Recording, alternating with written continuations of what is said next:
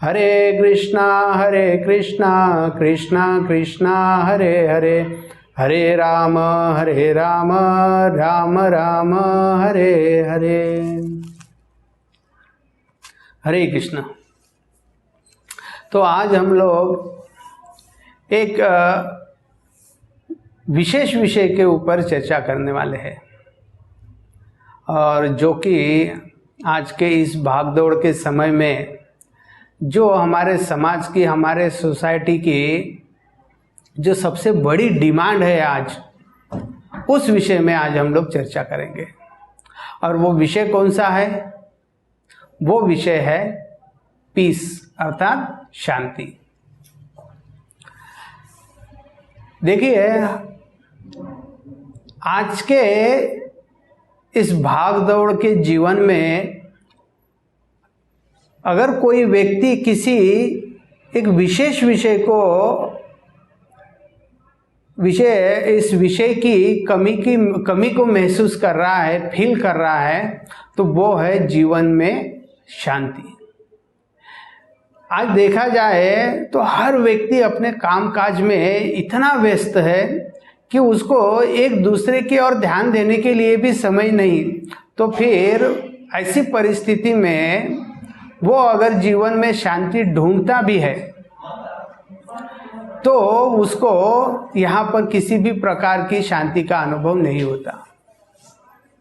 शांति प्राप्त करने के लिए साधारणतः हम लोग अनेक प्रकार के उपाय करते हैं।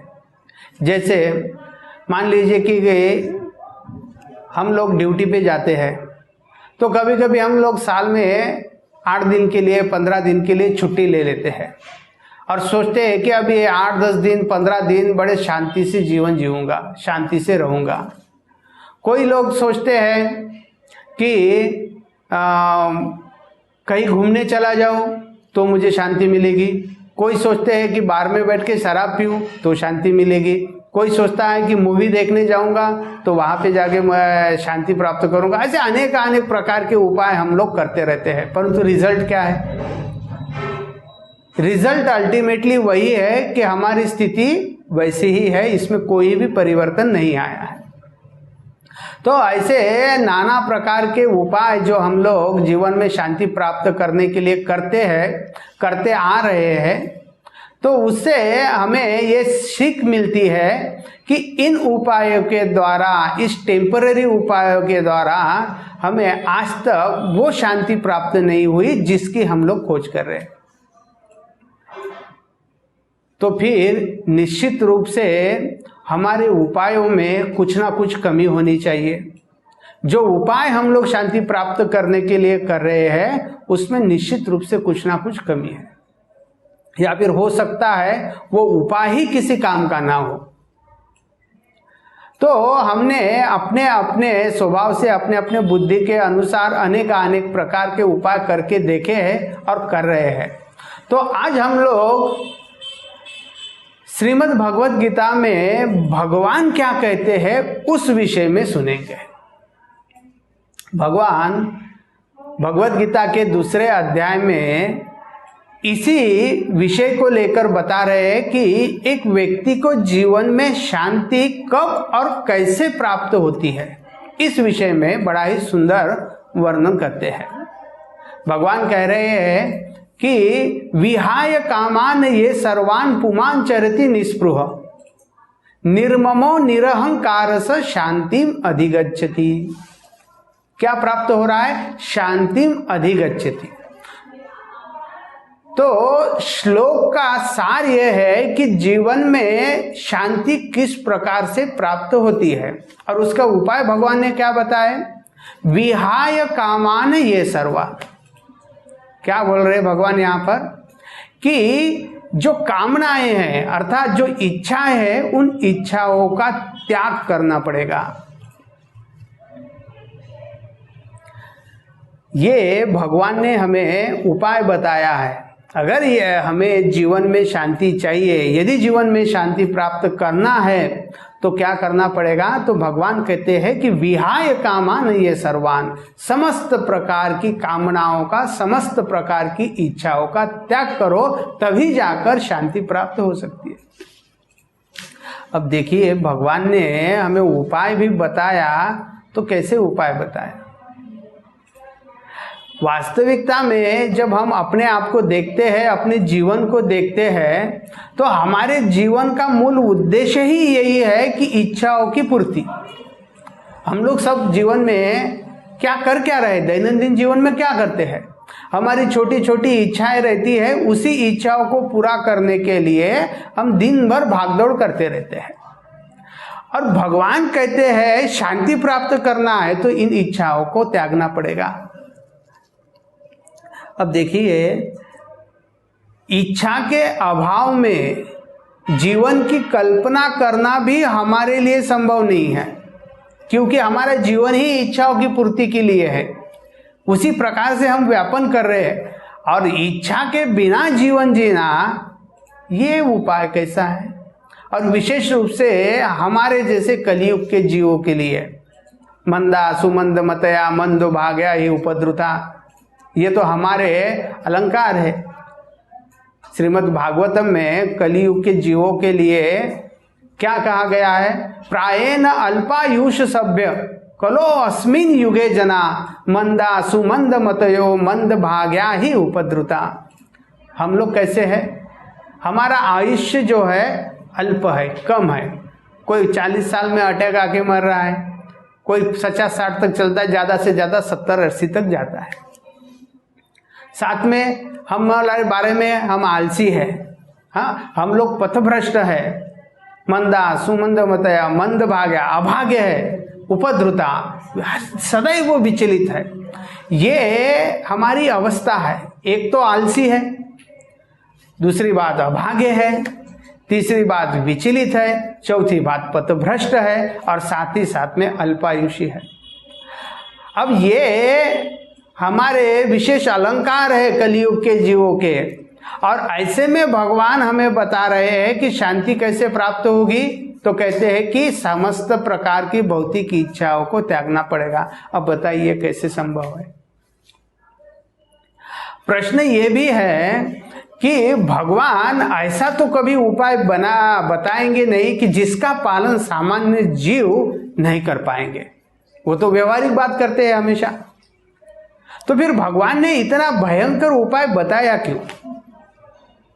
वास्तविकता में क्या है कि भले ही हमें ये जो उपाय है बड़ा कठिन और भयंकर लग रहा है, क्यों? क्योंकि उसको हम अपनी बुद्धि से समझने का प्रयास कर रहे हैं। भगवान के उपदेश को हम अपने इस अल्प बुद्धि के द्वारा समझने का प्रयास कर रहे हैं। इसीलिए हमें आचार्यों की शरण ग्रहण करना, अपने गुरु की शरण ग्रहण करना आवश्यक है, ताकि भगवान क्या कह रहे हैं, उसका भाव क्या है, वो हमें यथार्थ रूप में समझा सकते हैं। तो श्रील प्रभुपाद ने ये अत्यंत कठिन लगने वाले उपाय को, अत्यंत भयंकर लगने वाले इस उपाय को बड़े ही सहज और सरल शब्दों में हमें समझाया है। उपाय क्या है शांति प्राप्त करने का? तो भगवान कहते हैं विहाय कामान ये सर्वान, समस्त प्रकार की भौतिक इच्छाओं को त्याग दो। तो प्रभुपाद इसको कैसे समझाते हैं? समस्त प्रकार की इच्छाओं को त्यागने का अर्थ ये नहीं कि समस्त प्रकार की इच्छाओं को त्याग दो। प्रभुपाद कहते हैं इसका अर्थ है कि अपनी इच्छाओं की गुणवत्ता को बदलो। इच्छाओं की गुणवत्ता को बदलने का अर्थ क्या है? कि भगवान कहते हैं कि समस्त प्रकार की भौतिक इच्छाओं को त्याग दो। प्रभुपाद कहते हैं कि इसकी गुणवत्ता बदलो, अर्थात भौतिक इच्छाओं को आध्यात्मिक इच्छाओं में परिवर्तित कर दो। इसीलिए आचार्यों की और गुरु की आवश्यकता होती है। क्यों? कि भगवान ने भले ही शास्त्र में बताया है, लेकिन उसको समझने की बुद्धि हमारे पास नहीं है। इसीलिए जो गुरु है, भगवान के जो महान भक्त है, वो भगवान के भाव को समझते हैं और हमें उसको समझाते हैं। तो समस्त प्रकार की भौतिक इच्छाओं को आध्यात्मिक इच्छाओं में परिवर्तित करना है, तो कैसे करेंगे? और कौन कौन सी इच्छाओं को परिवर्तित करेंगे, यह भी एक प्रश्न है। तो इसके लिए हमें तो पहले ये बात का ज्ञान होना चाहिए कि हमारी भौतिक इच्छा है तो कितनी इच्छा है।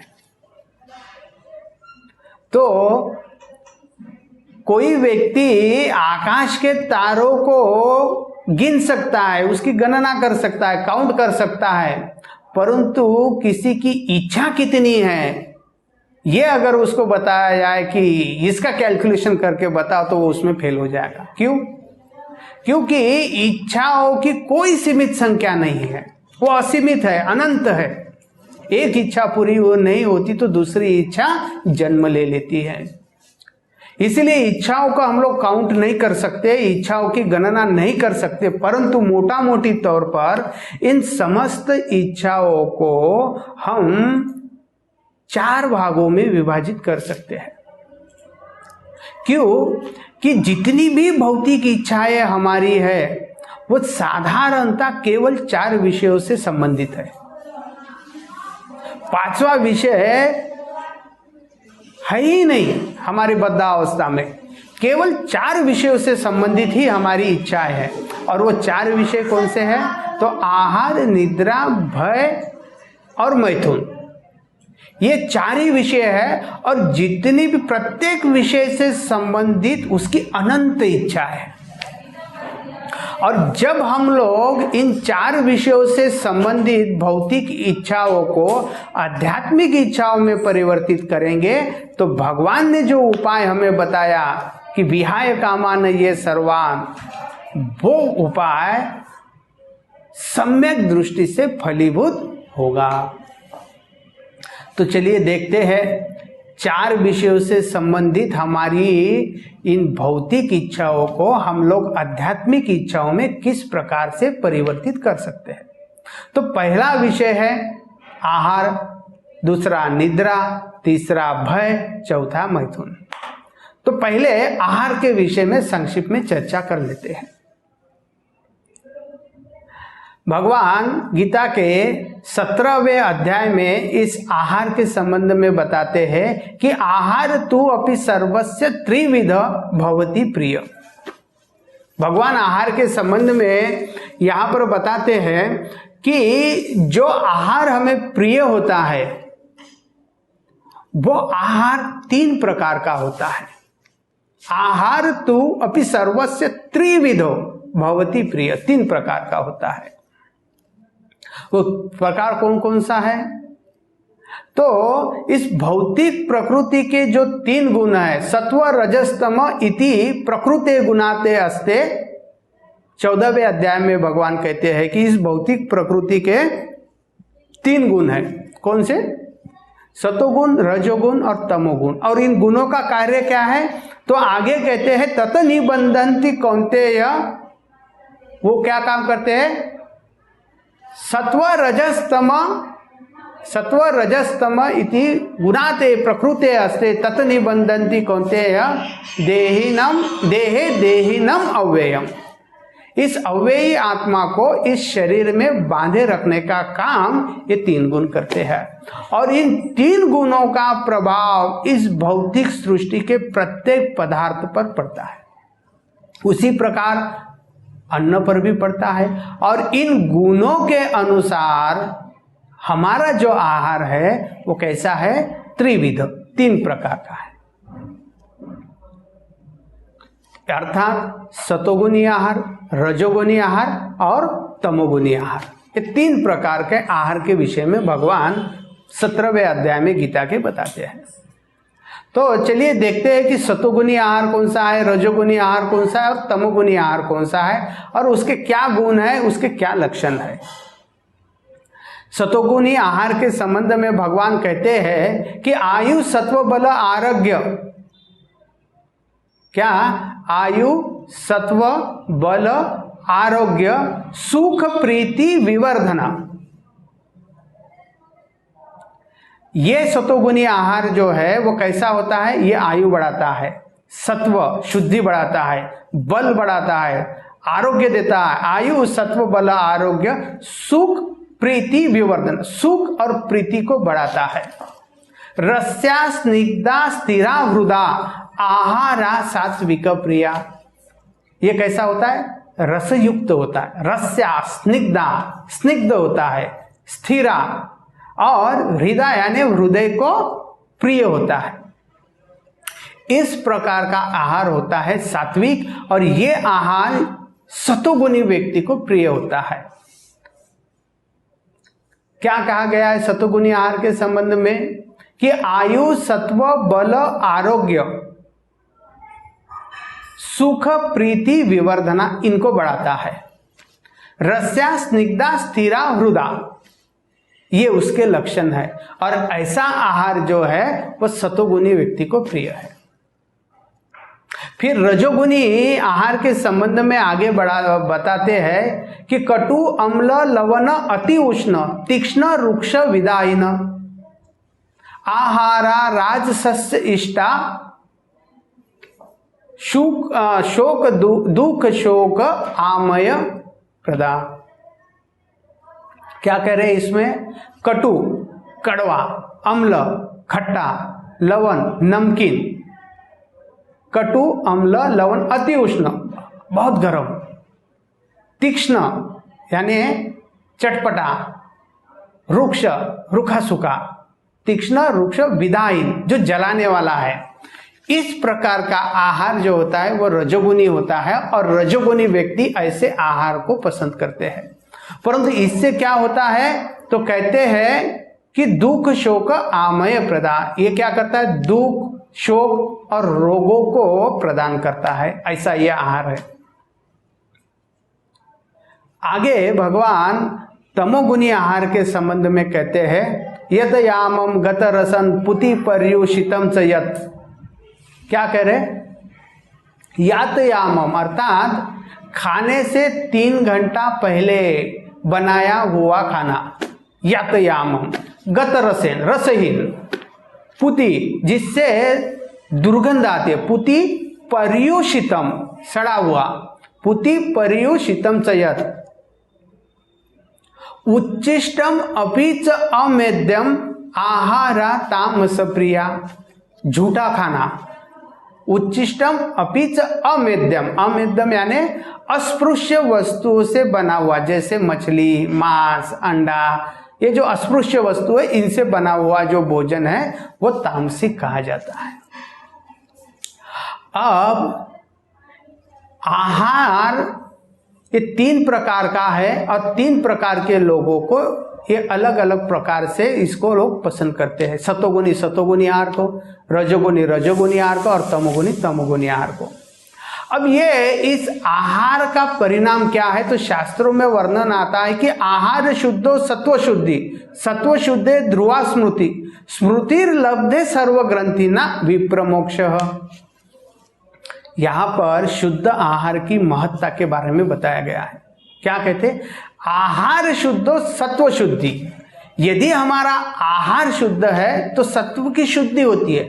सत्व शुद्धे ध्रुवा स्मृति, हमारे मस्तिष्क के जो सूक्ष्म तंतु होते हैं वो खुल जाते हैं, वो एक्टिव हो जाते हैं। सत्व शुद्धे ध्रुवा स्मृति, स्मृतिर लब्धे सर्व ग्रंथिना, और जब ये सारी ग्रंथियां शुद्ध हो जाती है, एक्टिव हो जाती है, तब जाकर व्यक्ति उस मोक्ष के विषय में चिंतन करने लगता है, सोचने लगता है। नहीं तो तब तक वो आहार, निद्रा, भय और मैथुन के इन 4 ही विषयों में उसका जीवन निकल पड़ता है, समाप्त हो जाता है, परंतु वो कभी मोक्ष के बारे में नहीं सोचता। इसीलिए शुद्ध आहार का महत्व है। अब देखा जाए कि जो सतोगुण होता है, सतोगुण इस भौतिक जगत का सबसे निर्मल और पवित्र गुण है। 14वें अध्याय में भगवान बताते हैं, तत्र सत्व निर्मलत्वाम प्रकाशकम अनामयम, सुख संगेन बंधन्ति ज्ञान संगेन च अनग। सतोगुण के विषय में बताते कि ये सबसे निर्मल और पवित्र गुण है। रजोगुण जो होता है तो रजो रागात्मकम विद्धि तृष्णा संगेन समुद्भव ततो विबंधन्ति कौन्तेय कर्म संगेन देहिनाम। जो रजोगुण होता है, उस रजोगुण क्या है, वो रजोगुण से जो रजोगुणी व्यक्ति होता है, जिस पे रजोगुण का प्रभाव अधिक होता है, उसमें महत्वाकांक्षा बहुत अधिक होती है। और ऐसा व्यक्ति रात दिन काम करने में लगा रहता है। तो इसीलिए ये रजोगुण जो है वो क्या करता है, जो कर्म के बंधन में फंसा देता है। तमोगुण के विषय में भगवान कहते हैं, तम तु अज्ञान जम विद्धि मोहनम सर्वदेहिनाम प्रमाद आलस्य निद्रा भी तत निबंधन्ति भारत। क्या कहते हैं कि ये जो तमोगुण है, ये तमोगुण के द्वारा क्या उत्पन्न होता है, प्रमाद, मूर्खता, पागलपन, आलस्य, आलस, निद्रा, वो अधिक खाता है, अधिक सोता है।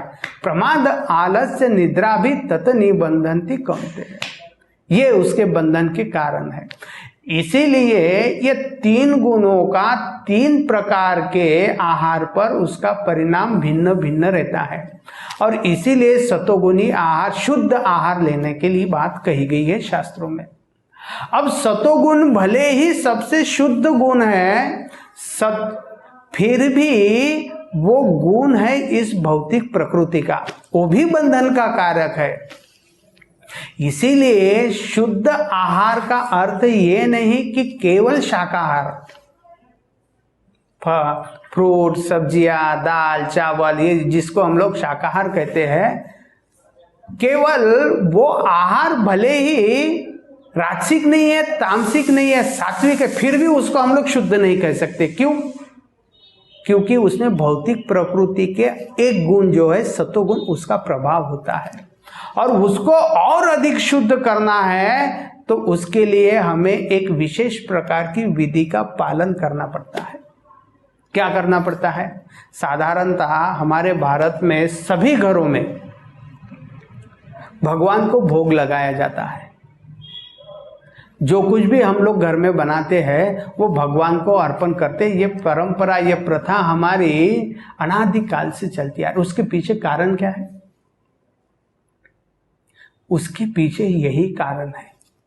भगवान गीता में कहते हैं, आजकल के लोग इस बात के ऊपर डाउट करते हैं, अरे क्या ये लोग फोटो को, मूर्ति को अन्न दिखाते रहते हैं। हाँ, तो भगवान को पता था कि कलयुग के जो ऐसे संशय आत्मा है वो लोग इस बात के ऊपर क्या करेंगे, अपना अलग अलग मत देंगे। तो इसीलिए भगवान गीता में उनकी शंकाओं का समाधान करते हुए भगवान कहते हैं, पत्रम पुष्पम फलम तोयम यो मे भक्त्या प्रयच्छति तदहम भक्ति उपहृतम अश्नामि प्रयत आत्मना। कि जो कोई व्यक्ति भक्ति भाव से प्रेम पूर्वक मुझे अर्पण करता है, जो कुछ भी, पत्रम, पुष्पम, फलम, तोयम अर्थात जल, उसको मैं स्वीकार कर लेता हूं। और उसको स्वीकार करने से भगवान जब किसी वस्तु को स्वीकार करते हैं तो उसमें किस प्रकार से अशुद्धि रह सकती है। और आवश्यक क्या है? शुद्ध आहार। जब भगवान ने ग्रहण किया हुआ कोई अन्न है तो वो निश्चित रूप से शुद्ध होता है। इसीलिए भगवान हमें रिक्वेस्ट करते हैं कि यत् करोषि यत् अश्नोषि यत् जुहोषि ददाति यत् यत् तपस्यासि कौन्तेय तत् कुरुष्व मद अर्पणम। इसलिए भगवान क्या कहते हैं कि यत् करोषि, जो कुछ भी करते हो, जो कुछ भी खाते हो, जो कुछ भी तपस्या, दान आदि करते हो, वो मुझे अर्पण करो। तो उससे क्या होगा? तो आगे कहते हैं, शुभ अशुभ फले एवं मोक्ष से कर्म बंधने, कि शुभ और अशुभ के फलों से तुम मुक्त हो जाओगे। इसीलिए सबसे महत्वपूर्ण बात है कि जब कुछ हम लोग घर में बनाते हैं उसको हमें प्रेम पूर्वक भक्ति से भगवान को अर्पण करना चाहिए। भगवान निश्चित रूप से उसको स्वीकार करेंगे। और इस प्रकार का प्रसाद, शुद्ध आहार लेने से क्या होगा? हमारी बुद्धि के जो सूक्ष्म तंतु है वो खुलेंगे और हम लोग इन 4 विषयों को छोड़कर 5वें विषय मोक्ष के बारे में चिंतन करने लगेंगे, विचार करने लगेंगे। करना क्या था हमें? भौतिक इच्छाओं को आध्यात्मिक इच्छाओं में परिवर्तित करना था। किस लिए करना था?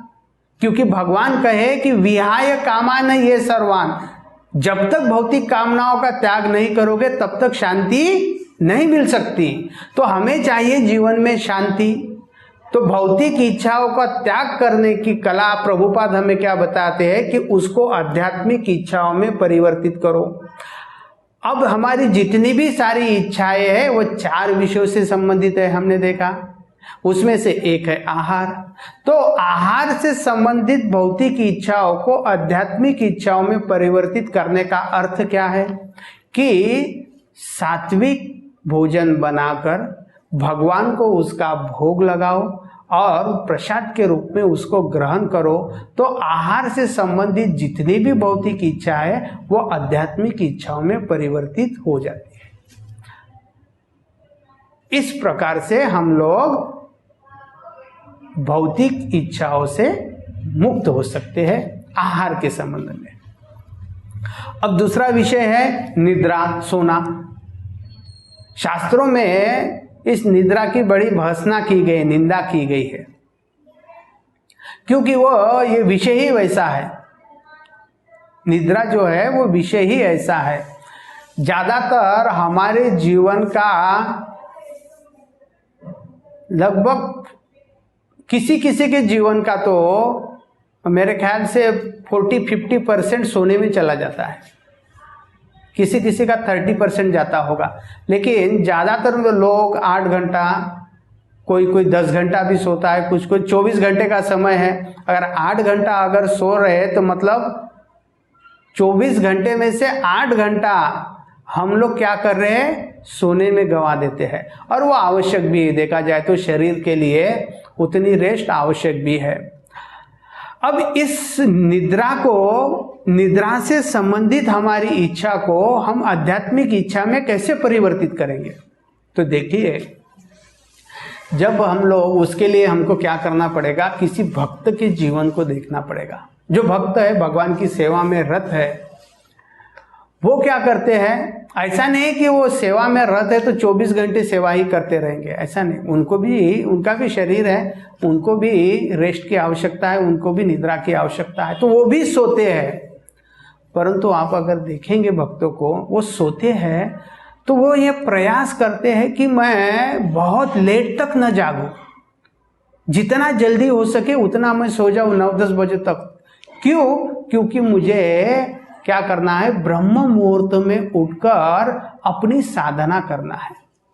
तो उसके सोने का जो उद्देश्य है वो सोता इसी उद्देश्य से है कि कल सुबह में मुझे ब्रह्म मुहूर्त में उठना है, अपनी साधना करना है, पूजा पाठ ध्यान धारणा जो करना है वो करना है, इसके लिए वो सोता है। तो उसके सोने का उद्देश्य अगर हम लोग देखें तो वो भक्ति से संबंधित है, और इसीलिए उसकी निद्रा भी एक भक्ति युक्त कार्य बन जाती है। सामान्यतः लोग रिलैक्स होने के लिए, आनंद लेने के लिए सोते हैं। हाँ, क्या घरों में क्या क्या रहता है, अनेक प्रकार की सुविधा वो सोने के लिए करके रखते हैं, लेकिन भक्त का केवल एक ही उद्देश्य होता है कि उसको ब्रह्म मुहूर्त में उठना है और भगवान की सेवा में लगना है। इसीलिए उसकी निद्रा भी जो है वो आध्यात्मिक हो जाती है। भय, तीसरा विषय। भय का अर्थ है भविष्य के लिए चिंता। आगे क्या होगा, कल क्या होगा, परसों क्या होगा, ये चिंता। और देखिए, हमारे जीवन का अधिकतर समय इसी विषय में बीत जाता है। ज्यादातर समय हम लोग काम करते हैं धन कमाने के लिए, धन कमाते हैं कि हमें भविष्य की चिंता है। अब इस विषय से संबंधित हमारी जो इच्छा है उसको हमको आध्यात्मिक इच्छाओं में परिवर्तित करना है। तो कैसे करेंगे? तो शास्त्रों में इसका वर्णन हमें मिलता है कि जो कुछ भी हम लोग अपने जीवन में कामकाज करते हैं उसके द्वारा धन की प्राप्ति हमें होती है, धनोपार्जन करते हैं, तो उसमें से कुछ प्रतिशत हमें भगवत सेवा में लगाना चाहिए। ये ही दान की महत्ता है, दान की महिमा है। क्यों कि हम लोग 10 घंटा, 12 घंटा, 14 घंटा काम करके धन कमाते हैं। हमारे परिश्रम का फल है धन। तो उस धन में से अगर कुछ प्रतिशत हम लोग दान के रूप में इस भगवत सेवा में दे देते हैं, भक्तों की सेवा में दे देते हैं, तो क्या हो जाता है, इस हमारे सारे परिश्रम का क्या हो जाता है, शुद्धिकरण हो जाता है, हमारे धन का शुद्धिकरण हो जाता है। और इस प्रकार से इसके संबंधित हमारी इच्छा जो है वो आध्यात्मिक हो जाती है। और चौथा विषय जो है वो मैथुन से संबंधित है। तो इसमें जब कोई व्यक्ति को संतान की आवश्यकता होती है, जब संतान प्राप्ति के लिए प्रयास करता है कोई जीव, तो उसको भगवान से यही प्रार्थना करना चाहिए कि हे भगवान, जिस संतान की प्राप्ति के लिए मैं प्रयास कर रहा हूँ, प्रयत्न कर रहा हूँ, तो मुझे ऐसी संतान मिले जिसके द्वारा जगत का उद्धार हो, इस संसार का उद्धार हो। और इस उद्देश्य की प्राप्ति के लिए मुझे संतान की आवश्यकता है। ये महत् उद्देश्य होता है संतान प्राप्ति का। हमारे एक आचार्य होकर गए जिनका नाम है श्रील भक्ति विनोद ठाकुर। श्रील भक्ति विनोद ठाकुर की 11 संतानें थी।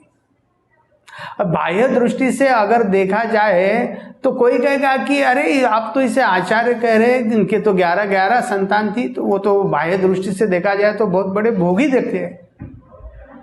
परंतु श्री भक्ति विनोद ठाकुर ने अपने घर का वातावरण ऐसे बना के रखा था कि जब भी वो घर जाते थे अपनी ड्यूटी से, वो हाईकोर्ट के जज थे, जब अपने घर जाते थे तो उन्हें ऐसे लगता था कि मैं वृंदावन में आया हूँ। तो इस प्रकार के भक्त होते हैं जो संतान की प्राप्ति तो होती है, लेकिन उनका उद्देश्य, जिन्हें संतान की प्राप्ति होती है उनका उद्देश्य यही होता है कि उनकी संतान के द्वारा क्या करे, उस जगत का उद्धार करे, जगत के लोगों का उद्धार करे। उन्हीं में से उनके एक पुत्र जो है वो श्री भक्ति सिद्धांत सरस्वती ठाकुर महाराज, जो श्री प्रभुपाद के आध्यात्मिक गुरु है। और आप देखिए भक्ति सिद्धांत सरस्वती ठाकुर महाराज की कृपा से श्रील प्रभुपाद ने संपूर्ण विश्व में आज कृष्ण भावनामृत का प्रचार किया है और ऐसे हजारों लाखों लोगों के जीवन को परिवर्तित कर दिया है। तो इस प्रकार से इन 4 विषयों से संबंधित जितनी भी भौतिक इच्छाएं हैं, उस इच्छाओं को हमें आध्यात्मिक इच्छाओं में बड़े ही सहजता से परिवर्तित करना है, कर सकते हैं। और जब कोई व्यक्ति इस प्रकार की प्रैक्टिस अपने जीवन में करेगा तो निश्चित रूप से उसको शांति का अनुभव होगा। तो भगवान ने शांति प्राप्त करने का जो एक उपाय बताया वो है समस्त भौतिक इच्छाओं का त्याग, और वो किस प्रकार से कर सकते हैं इसके विषय में हमने संक्षिप्त में चर्चा की। फिर दूसरा विषय भगवान कहते हैं कि निर्ममो निरहंकार। क्या हो? निर्ममो निरहंकार। अब इसका अर्थ प्रभुपाद बताते हैं, इसका अर्थ है स्वामित्व की भावना का त्याग। इस स्वामित्व की भावना क्या होती है? तो मैं और मेरा, मैं और मेरा, ये जो है ये है स्वामित्व का भाव। मेरा घर, मेरा बंगला, मेरी गाड़ी, मेरा ऑफिस, मेरी फैक्ट्री, ये मेरा परिवार, ये सब जो है ना वो है स्वामित्व का भाव। मेरा है, मेरा है, इसे कहते हैं स्वामित्व। तो ये भगवान कहते हैं कि इसका त्याग करना पड़ेगा भाई। तो देखिए, मैं और मेरा ये जो बंधन है वो इतना घनिष्ठ है कि इसको तोड़ पाना लगभग असंभव है। लेकिन भगवान कहते हैं कि शांति प्राप्त करना है तो क्या करना पड़ेगा? ये भाव को त्यागना पड़ेगा। तो इसका अर्थ ये है कि मेरा घर है तो दूसरों को दे देने का, मेरा ऑफिस है तो छोड़ देने का, मेरी फैक्ट्री है तो छोड़ देने का। इसका अर्थ ये है क्या? नहीं, इसका अर्थ नहीं। भगवान कहते हैं इस भाव में, कॉन्शियसनेस में परिवर्तन होना चाहिए। आज हम लोग इस मैं और मेरा के कारण, इस स्वामित्व की भावना के कारण हम इन सारे विषयों से इतने आसक्त हो चुके हैं कि इसको छोड़ना हमारे लिए लगभग असंभव है। परंतु जब तक ये आसक्ति अनासक्ति में परिवर्तित नहीं होगी तब तक शांति की भी कोई गुंजाइश नहीं है। तो ये स्वामित्व की भाव को हम लोगों को समझना होगा। ये स्वामित्व का भाव क्या है और किस प्रकार से हमको इसको त्यागना चाहिए। अब वास्तविकता में देखिए, स्वामी किसे कहते हैं? जिसकी कोई वस्तु होती है उसको उस वस्तु का स्वामी कहा जाता है। अब अगर थोड़ा सा सोचेंगे हम लोग तो इस भौतिक जगत में कौन सी वस्तु ऐसी है जिसको हमने बनाया? ऐसी कौन सी वस्तु है? अगर आप ढूंढने जाओगे इतने बड़े संसार में तो आपको एक भी वस्तु ऐसी नहीं मिलेगी कि जिसको आप कहेंगी कि हाँ ये मैंने बनाई है। क्यों? देखा जाए तो लोग बोलेंगे अरे ये बड़ी बड़ी बिल्डिंग है, बड़ी बड़ी फैक्ट्रियां, बड़ा ये लंबे चौड़े रोड, पुल, ये सब कुछ किसने बनाया? मनुष्य ने बनाया। हाँ, ये सत्य है, मनुष्य ने बनाया। परंतु ये सारे निर्माण के लिए जो भी आवश्यक सामग्री है वो थोड़ी ना उसने बनाई। समस्त भौतिक संसार 5 तत्वों से बना हुआ है। पृथ्वी, अग्नि, जल, वायु और आकाश, इन्हीं के द्वारा सारी वस्तुएं बनी है। और ये इनमें से कोई भी वस्तु मनुष्य नहीं बना सकता। पृथ्वी को उसने नहीं बनाया, अग्नि को उसने नहीं बनाया, जल को उसने नहीं बनाया, वायु को उसने नहीं बनाया और आकाश को उसने नहीं बनाया। और सारी वस्तुएं, भौतिक वस्तुएं इन्हीं पंच महाभूतों से बनी हुई है। तो किस अधिकार से हम लोग किसी वस्तु पर अपना स्वामित्व जता सकते हैं? भगवान कहते हैं कि भूमि आप अनल वायु खम मन बुद्धि एवच अहंकार इति एमा भिन्ना प्रकृति रष्टता। ये जो है पृथ्वी, अग्नि, जल, वायु, आकाश, ये सब कुछ जो है वो मेरी प्रकृति है, भगवान कहते हैं 7वें अध्याय में गीता के। तो देखा जाए तो सब कुछ जो है वो भगवान का है, भगवान द्वारा हमें प्रदत्त है। और इसीलिए इसका स्वामी कौन है? केवल भगवान। इस भौतिक जगत का स्वामी वही है, वही कंट्रोलर है, वही एंजॉयर है। इसीलिए भगवान कहते हैं कि भोक्तारम यज्ञ तपसाम सर्वलोक महेश्वरम, सारे लोकों का ईश्वर मैं हूं और मैं ही परम भोक्ता हूं। परंतु हम अपनी दूषित मानसिकता के कारण, भौतिक प्रकृति पर प्रभुत्व जताने की दूषित प्रवृत्ति के कारण हम अपने स्वामित्व का अधिकार जताते हैं। भगवान कहते हैं कि यहाँ पर तेरा कुछ नहीं, जब तुझे जाना होता है तो ये शरीर भी तुझे यहीं पे छोड़ना पड़ता है, बाकी की तो बात ही दूर। तो इसीलिए बुद्धि को थोड़ा सा बुद्धि लगाकर अगर हम लोग विचार करें तो इस भौतिक जगत में अपना कुछ है ही नहीं, और इसीलिए हम किसी भी वस्तु का स्वामी नहीं है। और इसीलिए आज हम जो मैं और मेरा ये कह रहे हैं वो केवल नितांत मूर्खता है।